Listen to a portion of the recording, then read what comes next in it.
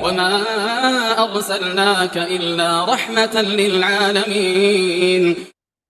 Kemudian yang keempat, tidak memotong kuku, rambut, serta kulit bagi yang akan berkurban. Ini tanda yang akan berkurban, bukan bagi semua orang, bagi yang akan berkurban saja.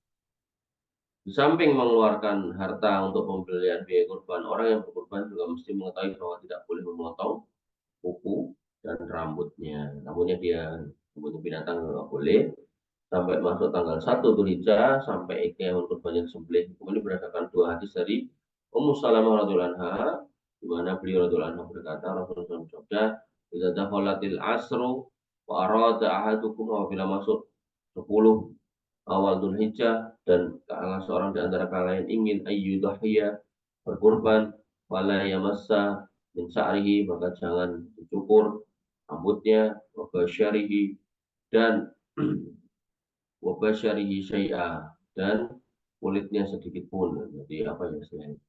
Mencukur kulit atau memotong kulit itu maksudnya itu loh. Detail-detail kulit itu loh. Kayak naik kamu sebenarnya megangin kaki terus ada yang jerabut buat cabut itu. Jadi bukan berarti kulitnya dikuliti gitu enggak ya. Kemudian pada hadis berikutnya,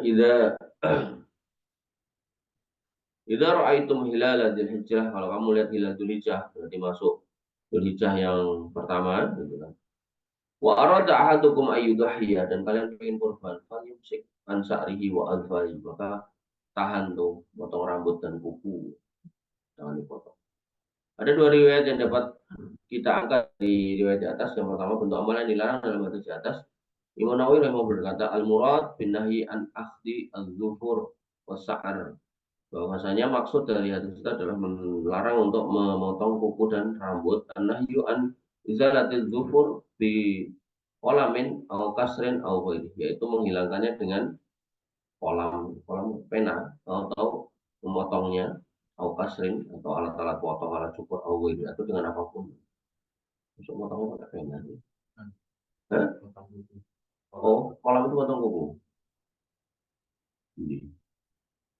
Ini loh. Kasrin ini potong kuku kali. Ini loh. Di kolamin. Potong kuku. Iya dah. Mana? Dipotong, patahkan, dipotong aja. Izalin menghilangkan, dubur kuku, dipolamin. Oh, potong kuku artinya. Oh, alat potong kuku, au kasrin, gunting. Ini terjemahnya dipotong atau dipatahkan.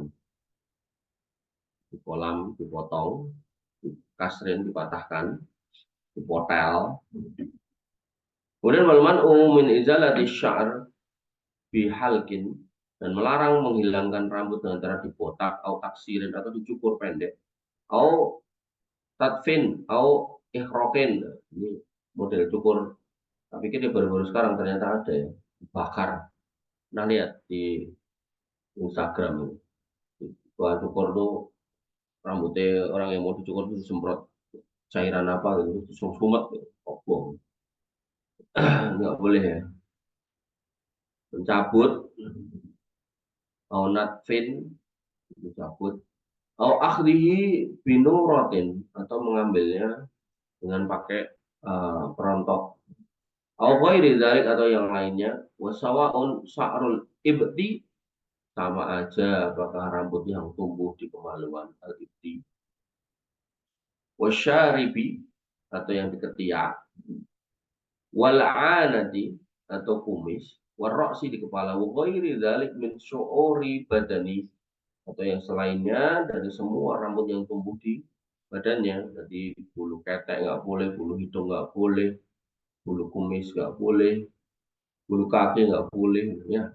Oh, kalau mau potong-potong sebelum 1 Dzulhijjah. Haram atau makruh, ulama berbeda pendapat mengenai hukumnya. Imam Syafi'i menyatakan bahwa hukum memotong rambut, kulit, dan seterusnya, kuku, pada masuk bulan Dzulhijjah ialah makruh, tidak sampai haram. Yang maknanya kalaupun dilakukan maka tidak berdosa. Ini menurut Imam Syafi'i. Tapi ulama Syafi'iyah menjelaskan, meski hadis dari Ummu Salamah di atas berisikan larangan, yang hukum asalnya adalah haram, namun terdapat hadis lain yang memalingkan hukum haram sehingga disebut hukumnya menjadi makruh.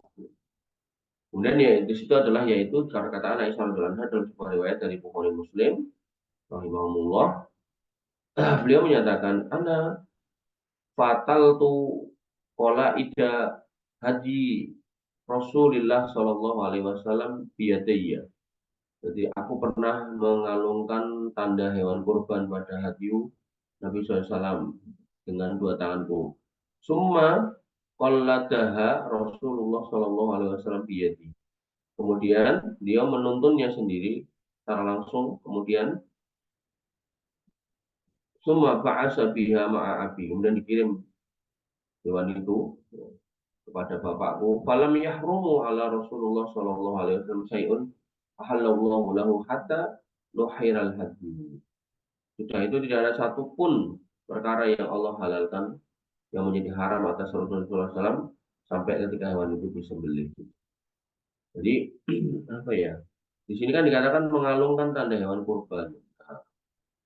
Wallahu alam teknisnya seperti apa kita lihat coba. Dalam hadis ini bahkan Rasulullah SAW tidak hanya ingin namun sudah mengantar hewannya ke tanah haram. Bersamaan dengan itu kata Ummul Mukminin Aisyah radhiyallahu anha tidak ada satupun yang menjadi haram atas Rasulullah. Jadi maknanya larangan yang terdapat dalam hadis Ummu Salamah sebatas makruh tidak sampai pada tingkatan haram. Jadi kemungkinan di sini mengalungkan di sini ini ada kondisi di mana bulunya tercukur atau kulitnya terpotong gitu.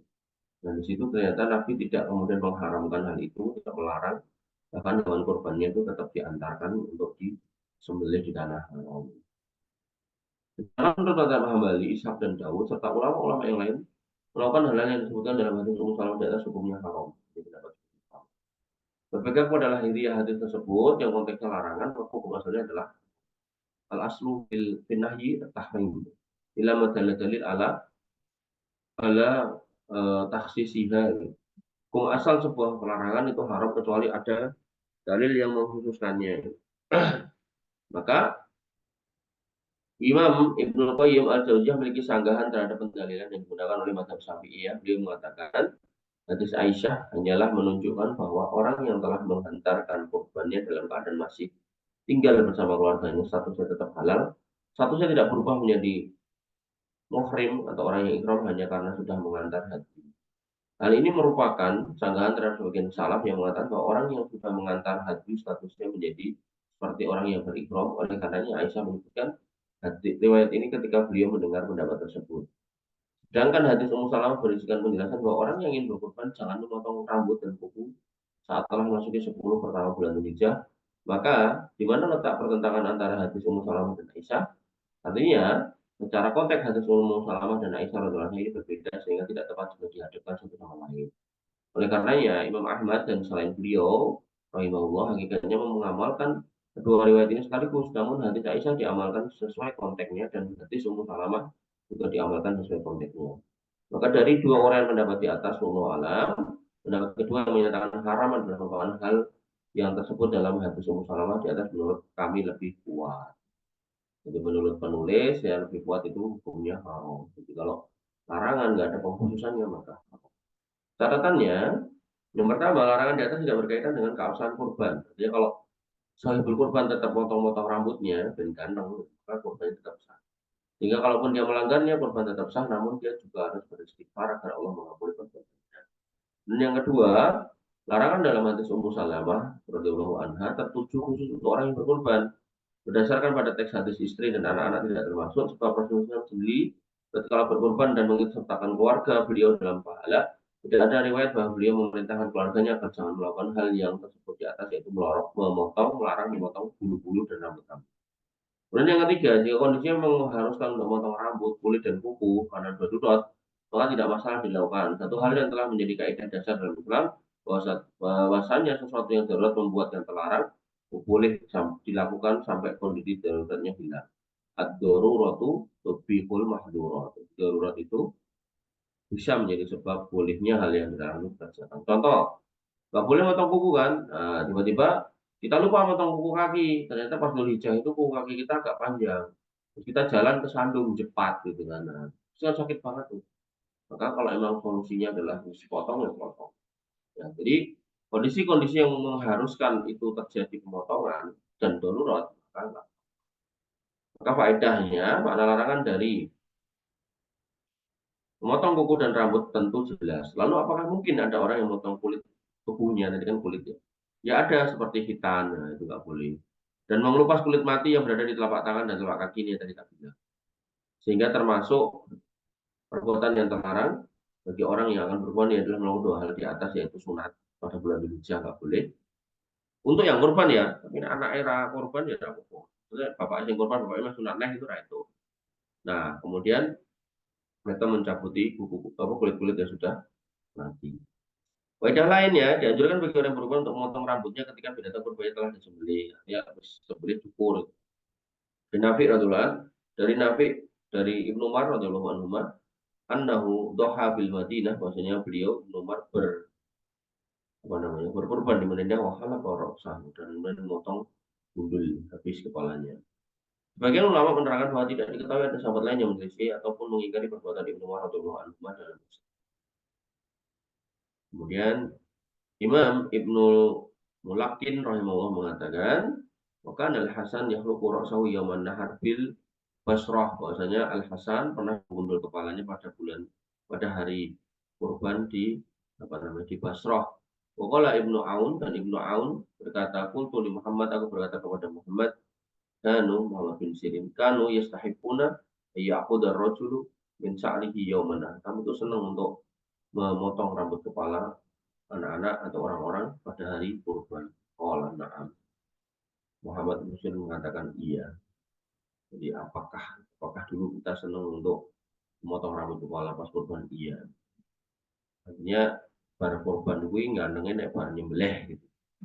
Asar Muhammad bin Sirin barusan diriwayatkan oleh Ibnu Abi Syaibah. Al-Alamah Ibnu Muflih menyatakan disunahkan untuk menggundul rambut setelah menyelesaikan kurban. Ahmad berkata berdasarkan perbuatan Ibnu Umar dan dalam rangka memuliakan hari tersebut, ada pula riwayat dari pendapat Imam Ahmad bahwa tidak disunahkan, ini dipilih oleh guru kami yaitu Ibnu Taimiyah. Allah taala. Artinya kalau mau gundul silakan, enggak ya enggak apa-apa gitu.